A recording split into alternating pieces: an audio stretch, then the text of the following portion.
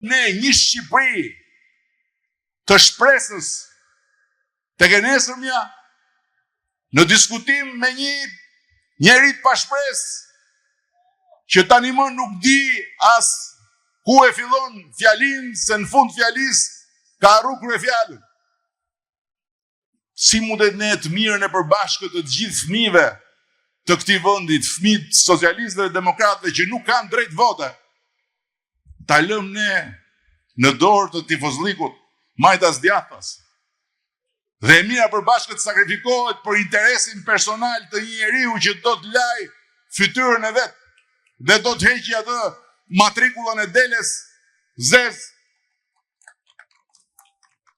që pagun $6 milion për të la fytyrën, edhe që prap me sa kuptoj unë nuk ka sapun. $6 milion për i kallup sapuni, s'gjen sapun. Edhe ne do ta lëm Shqipërinë në zgjedhjen midis këtyre opsioneve. Kjo është e pamundur, mendoj unë. Sepse baba demokrat mund të ketë 1001 inate me mua, me Pierinin, me Ulsiun, me 1001 inate, po ç'lidhje kemi ne këtu?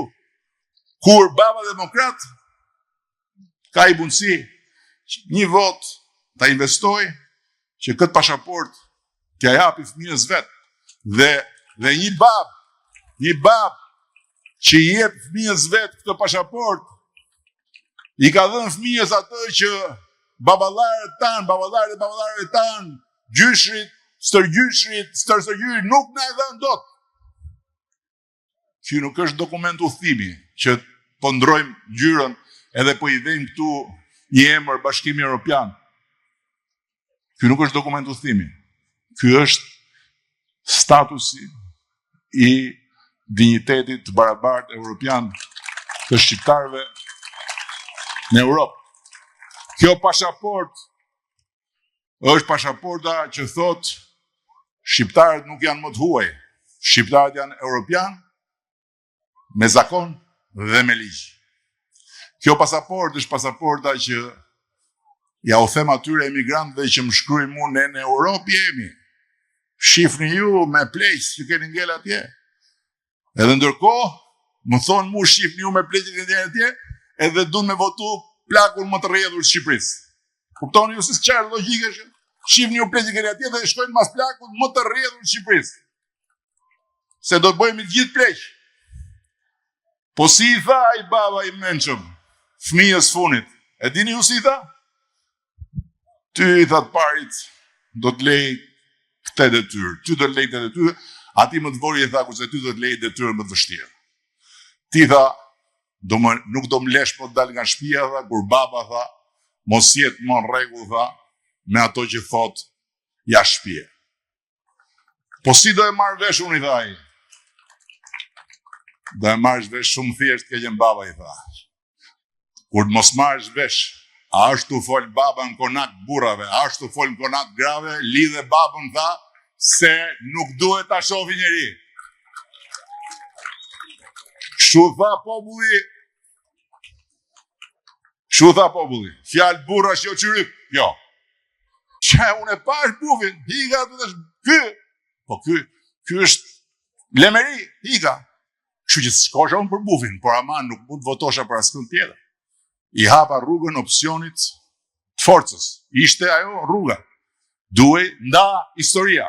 Kështu dhe në 11 maj. Demokratët që duan nesër kur t'japin pasaportën fëmijëve të tyre, thonë ta ka dhënë baba bashkë me nënën. Dhe kaq shumë e kemi dashur këtë pasaport për ty sa kemi votu për një maskarasi e Tiranë. Po pasaportën ja ku e ke, ta ka dhënë baba, se votoi për pasaportën tani. Kurse ata që se bëjt do të paktën mos shkojnë fare. Mos shkojnë fare, se unë nuk e imagjinoj do të tash një burr që çohet mes,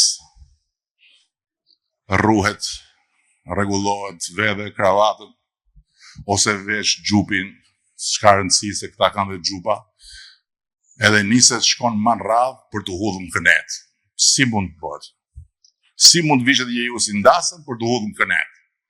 Duke thonë fitore, kot në kot. Hudhesh në kënet, të bërtasësh fitore. E pasaj të thush, ma vodhën. Si e bo burit? Rri në shtëpi. Mos hajde fare. Dhe prandaj në fazën e parë të fushatës e bëm me gratë. Se sa leju, je përmena dhe emrin më. Bufi, thot Edi Rama, po ndan gratë nga burrat. Mlodhi gratë që ti ndaj nga burrat. Po në fakt, sa më shumë gra, mlodhëm ne, aq më shumë burra po na vinë, shisa janë. Se burrat e mençëm janë ata që pranojnë forcën e grus. Burri që mendon që gruan e ka nën vete është çyryk, nuk diskutohet fare. Fare. Çyryk. I duket vetja i Zoti shumë. Nuk e thot kot ajo fjala e famshme. Një burr i suksesshëm, pas një burri i suksesshëm që qëndron një grua e mençur dhe e fortë. Nuk diskutohet. Pse Shqipëria sot është më e mirë? Se ka shumë më tepër gra në vendimarrje, se ka shumë më tepër gra në punë. 50% e grave ishin në forcën e punës. 70% janë sot. Gra të angazhuara. 70% e grave janë të angazhuara në punë. 30% e grave sot janë drejtuese sipërmarrësit. Prandaj Shqipëria është më e mirë. Nuk diskutohet jo. Sepse është nda puna. Nuk është ne burrat i bëjmë gjitha, edhe ju gratë rrini shtëpi, se ajo është në fakt gratë i bëjnë gjitha dhe burrat bëjnë sikur i bëjnë gjitha. Dhe kush ma kishte mu merakun se po ndaja gratë nga burrat, le shovi, janë shtu më shumë burra se shkanë qenë herën e kalume. Pse? Se i sollën gratë, pra. Ju diskutoj. Burri zgjut s'ka rrugë tjetër. Pranohe edhe jeto me nder. Jo bën si i fort kot. Kështu që unë kam besim që gratë demokrate do t'jenë shumë më pak në votim, në rast se s'do i gëlltisin dot, se kanë marrë helm shumë gjithë të vite për mu, jo rref grate, jo edhe shkretën maman time që është në botën tjetër, prapë ma këshin nxjerë nga varri, e rrifte Edi Rama, e kupton? Këta që qajnë hallin se unë po bullizoj shpendët, e kupton? Që po bullizoj shpendët? Satira dhe karikatura janë forma më e lartë e komunikimit. Ti kujton se e buri fort, i thu tjetrit hajdut, kriminel, drogaxhi, trafikant, mafios, maskara, grua e jote, fëmia jote. E ti kujton se e buri fort që bën shumë. Dhe në qoftë se unë të kthej me të njëjtën gjuhë, ti e pranon.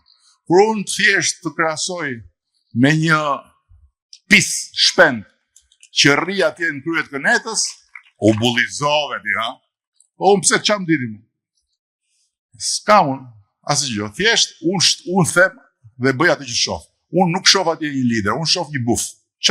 Hajde ma provoni mu që nuk është buf. Dhe tani ka fillu, po, tamam, dhe tani ka fillu dhe një stil tjetër, keni pa?